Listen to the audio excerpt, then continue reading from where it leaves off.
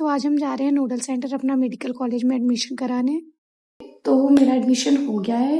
कल हम लोग नोडल सेंटर गए थे, हमारा सारा प्रोसेस कंप्लीट हो गया है। मैं आपको बताती हूँ कि नोडल सेंटर पे क्या क्या होता है एंड क्या क्या आपको ज़रूरत है डॉक्यूमेंट्स की। आपका जिस भी कॉलेज में नोडल सेंटर पड़ा हो, आप उस कॉलेज जाने के बाद आपको वहाँ पे वो एक फॉर्म देंगे, आपके कॉलेज का एक फाइल देंगे। उसमें आपको मेडिकल के लिए एक फॉर्म देंगे। वहाँ सारे डॉक्टर्स बैठे होंगे, वो आपका मेडिकल करेंगे, वही मेडिकल होता है आपका।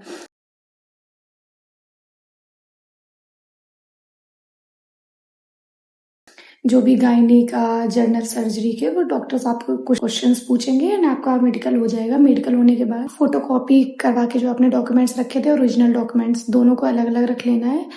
फिर आपको डायरेक्ट जहाँ पर भी ये प्रोसेस हो रहा होगा वहाँ पेरेंट्स अलाउड नहीं है, वहाँ बच्चे ही अलाउड है, मतलब जो कैंडिडेट्स हैं वो अलाउड है।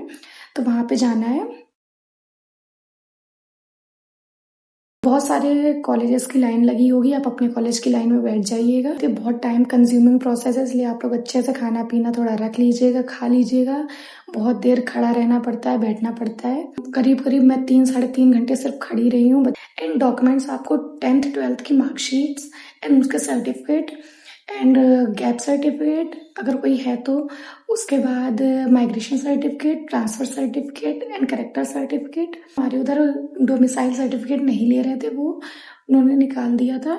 एंड डीडी अपनी तैयार रखिएगा। आपके पास ओरिजिनल डॉक्यूमेंट्स होने चाहिए और 2 सेट उन डॉक्यूमेंट्स के होने चाहिए फोटोकॉपी के, क्योंकि एक डॉक्यूमेंट जो फोटोकॉपी का होगा वो उसी में लग जाता है, उन्हें उधर जमा हो जाता है, और जो ओरिजिनल डॉक्यूमेंट्स हैं वो भी जमा हो जाएंगे, और एक जो फोटोकॉपी का होगा वो आपके कॉलेज में जाके जमा होगा।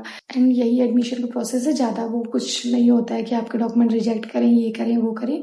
कुछ अगर होता भी है, कुछ फोटोकॉपी आपकी रह जाती है या आपने नहीं कराई होती, 1-2 कॉपी आपके पास कम होती है, वो लोग इतनी हेल्प कर देते हैं, सब कुछ मैनेज हो जाता है। इसलिए बिल्कुल टेंशन लेने की ज़रूरत नहीं है, आराम से प्रोसेस हो जाएगा, कुछ भी नहीं होता है। बस ये है, बहुत ज़्यादा टाइम लगता है, इतना ज़्यादा देर खड़ा रहना पड़ता है, 3 साढ़े 3 घंटे सिर्फ खड़े ही रहते हैं बच्चे। दैट्स इट, इतना ही करना है।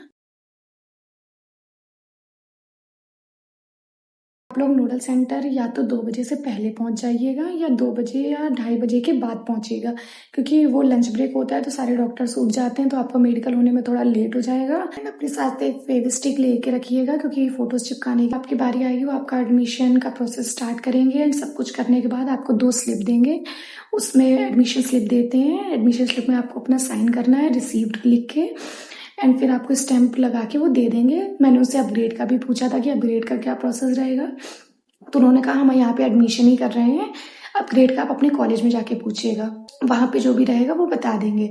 एंड हाँ, आपके जो ओरिजिनल डॉक्यूमेंट्स होंगे वो सारे ले लेंगे। आप 2-2:30 बजे के बाद ही जाइएगा, लंच होने के बाद, क्योंकि उसके बाद वो लोग जल्दी जल्दी काम करते हैं, क्योंकि ख़त्म करना होता है उन्हें, जितने बच्चे होते हैं।